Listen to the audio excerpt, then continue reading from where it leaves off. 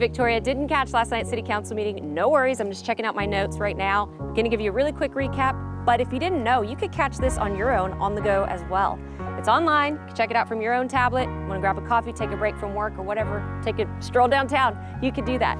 But stick around, I'm about to give you the rundown. The meeting began with a few important announcements, including the forthcoming launch of a campaign to promote residents' participation in the May 7th city charter election. It will propose 14 changes to our city charter to make our form of government more productive and efficient. Victoria Regional Airport Executive Director Lenny Arena explained that as a result of an industry-wide pilot shortage, Victoria's current air service provider, SkyWest Airlines, which flies under the United Express brand, will end its service in Victoria and 28 other small communities. However, flights will continue. SkyWest will stay on board, no pun intended, until the airport can secure another air service provider. We heard from 9 residents during citizens' communications, primarily about homelessness in Victoria, in response to the discussion on prohibiting private campgrounds. There were 4 consent agenda items, all of which were unanimously approved by Council. Council had 2 action items up for discussion, both of which were unanimously approved. The second was a resolution temporarily prohibiting administrative approval of private campgrounds in city limits. What this means is that any site plan submitted to the city for approval of campgrounds on private property would temporarily be suspended through November 12th to allow time for staff to research potential public health and safety issues as a result of these private campgrounds. Ultimately, Council decided this was not necessary, so the item was pulled and no action was taken. This will allow staff time to research land use regulations, including in other cities, and have conversations with the Victoria community and learn more about homelessness before presenting an updated recommendation.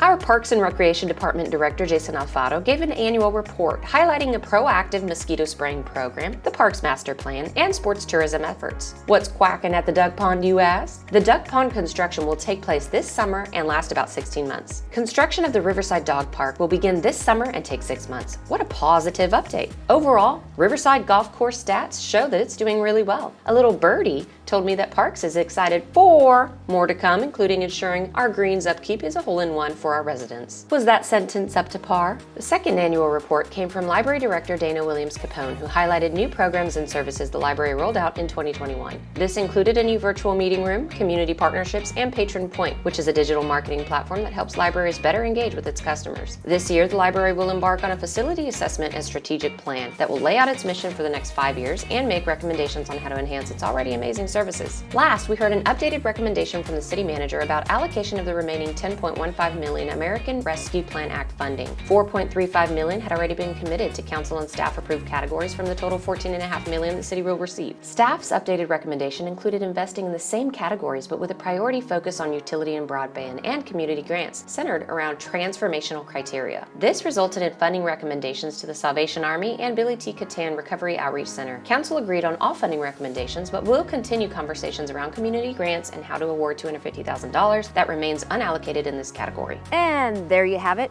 Hopefully I gave it to you in 3 minutes or less. But if you didn't catch out the meeting in full, you can always go in person to the council meetings the first and third Tuesday of every month at 5 p.m. We want to get to know you, we want to see you, meet and greet. Or you can check it out online at victoriatx.gov/TV15. So hope you took notes, hope you took something away from today's recap, and hope to see you next time. Till then, see you later.